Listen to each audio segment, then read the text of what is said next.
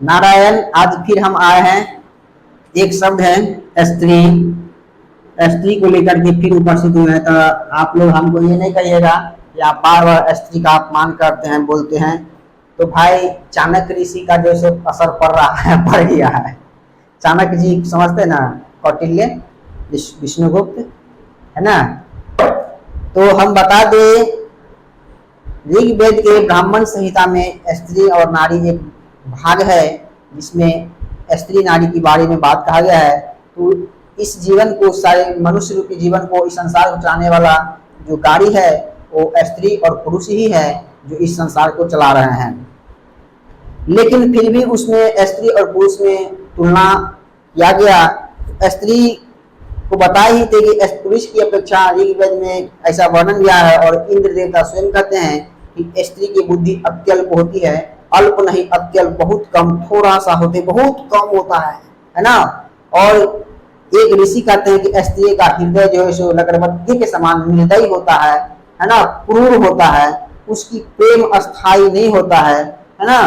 तो आपको बता दें, लेकिन उस समय में भी स्त्रियों को जो है सो क्या, अगर कोई आदमी स्त्री को मारता था तो उसको निंदित समझा जाता था। आज की समाज में जो सो आता है, अपनी भी पत्नी को देता 4 थप्पड़ खींच के, लेकिन उस समय में अगर कोई ऐसा करता था तो समाज उसको दंड देते था, निंदित माना जाता था कि तुम स्त्री को मार नहीं सकता है, उसको कुछ कह नहीं सकता है। लेकिन आज के समाज में ऐसा देखने को मिल जाता है। लेकिन फिर भी बता दे कि स्त्रियों में कुछ अवगुण भी है, आज भी है। वो अवगुण उस समय में भी था और आज के समय में भी है। हम नहीं कर रहे हैं, या ऋग्वेद के ब्राह्मण साहित्य के जो स्त्री पुरुष जो भाग है उसमें कहा गया है कि स्त्री के अंदर कुछ अवगुण भी है, और आज भी वह अवगुण कूट कूट के भरा है ना।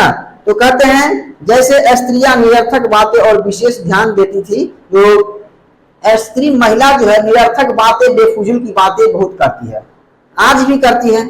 अगर किसी भी बात को फैलाना हो गांव में तो महिला के पास बोल दीजिए, बात जो है चुटकी में फैल जाएगा, तुरंत, मिनट भी नहीं लगेगा, पूरे गांव में बात फैल जाएगा।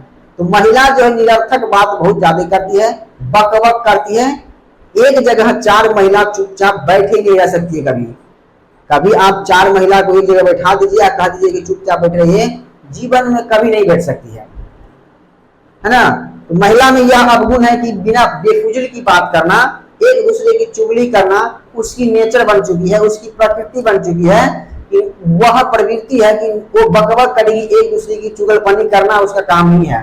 तो महिलाओं में इस तरह का अवगुण है ना। ये अवगुण जो है सो नहीं होना चाहिए, लेकिन फूट फूट करके भरी हुई है, और बहुत सारा अवगुण जो है सो उसके अंदर भरी हुई है जो बेफुजूल करती रहती है ना। लेकिन पुरुष इसकी अपेक्षा बहुत ही गंभीर और सजग रहते हैं, पुरुष ऐसा नहीं करता है। यह बार बार प्रमाण हमें मिल रहा है, हम आपको बताते चलेंगे।